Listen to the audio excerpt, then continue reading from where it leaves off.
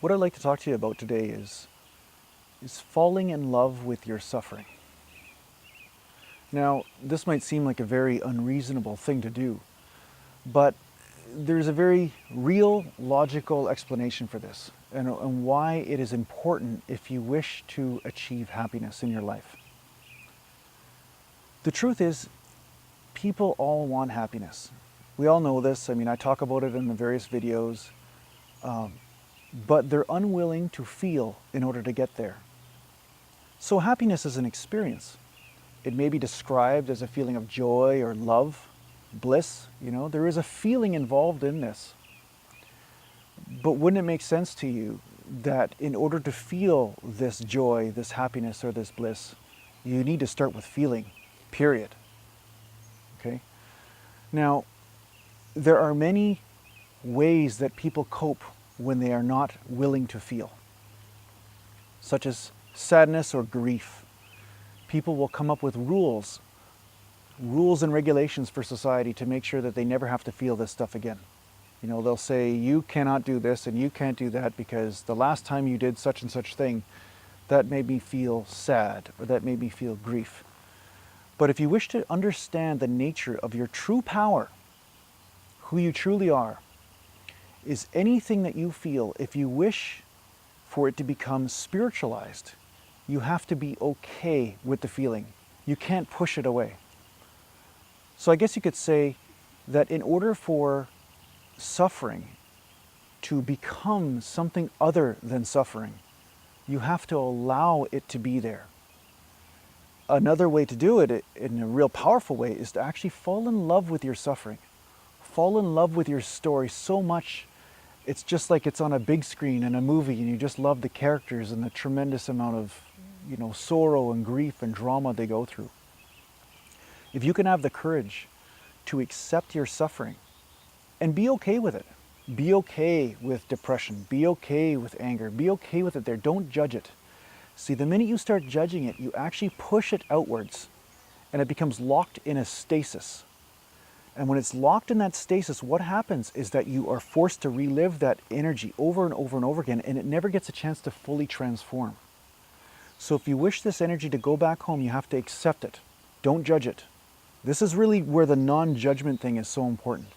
You accept it and realize that it is perfect, and it is your divinity coming back home. What will happen when you do this is this energy will transform into something else. But there will also be wisdom. There will also be wisdom.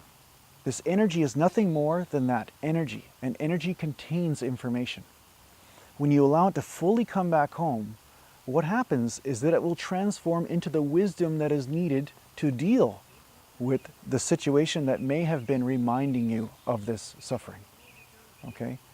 It may give you the right words to say. It might give you the right actions to follow through with. But you cannot stifle this process by avoiding suffering. The problem is we have with our society now is that people have abolished their wisdom. They have destroyed it. What they do is they take a drug to push away their wisdom even farther. They drink so they don't have to interact and feel any emotional pain or any boredom or any depression, whatever it might be. They take an actual drug and in a reasonable form, according to our society, like alcohol, in order to push these emotions away. And the tragedy about this isn't about right and wrong and isn't about whether you should drink or you shouldn't drink. But the tragedy is that you're avoiding something that is trying to come back to you.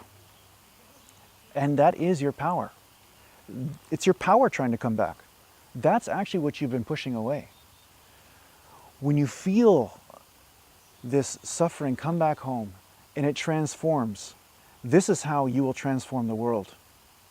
This is how you will change the world in its suffering.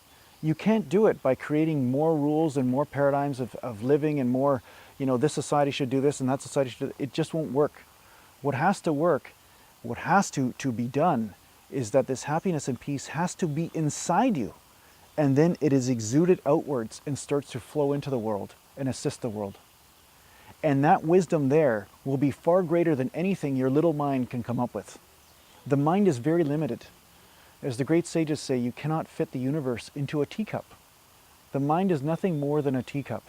It is a vehicle, and it's a beautifully powerful vehicle to use at certain times. But it is not meant to be used in exclusion to your immortality and into your divine self. It is not meant to be used without that interaction. Who you truly are is the most important part of you to take into any situation. Now, many people believe that there are unreasonable emotions and reasonable emotions. And this creates the whole paradox of people creating monstrosities of political idealisms, religious idealisms, prejudices, the very things that we scorn so much in our society. These were all born from someone not wanting to feel the pain that is inside them, that has nothing to do with the environment. Now, that said, the environment may reinforce these emotions and this suffering. But the environment, don't fool yourself in thinking that the environment is the cause. No, the environment is actually acting as your guru to show you what type of suffering you have inside. And when you embrace this, embrace the tremendous gift that this is, you will start to allow this suffering that comes in. You may see some horrible thing or experience something. The suffering that comes up, you allow yourself to feel it. You might have appropriate action at the time, maybe there's danger and you need to get yourself out of that. But later, after, when you're in silence, when you're safe, you bring that emotion here and you bring it home. You allow it to be there. It's okay to have the fear. It's okay to have the depression. And you embrace it. You love it and realize it's part of you. You don't need to create a cause and effect sort of thing. You don't have to create a reason. See, a lot of people come up with reasons why they feel sad, reasons why they feel angry, reasons why they're pissed off, But when they do this, what they're doing is creating an agenda and a constant reliving of that. They're never getting free of this suffering. See, so what I'm telling you and what I'm showing you today is that a way to become free of it permanently, and then use your spiritual power to transform the world. That's what this will do. If you are one of the few people that have the courage to allow these emotions home, you will transform the world. Thanks for listening.